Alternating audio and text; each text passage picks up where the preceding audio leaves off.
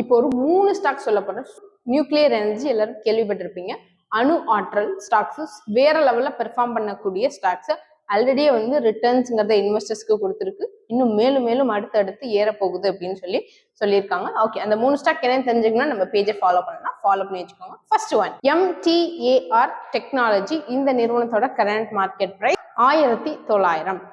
AMIC forging limited. இந்த நிறுவனத்தோட current market பிரைஸ் 678 ரூபாய். DP wire limited. இந்த நிறுவனத்தோட கரண்ட் மார்க்கெட் பிரைஸ் 485 ரூபாய். நம்மளோட கவர்மெண்டே வந்து ஆக்சுவலி இந்த நியூக்ளியர் எனர்ஜி ஸ்டாக்ஸ் எல்லாம் ஃபோக்கஸ் பண்றாங்க.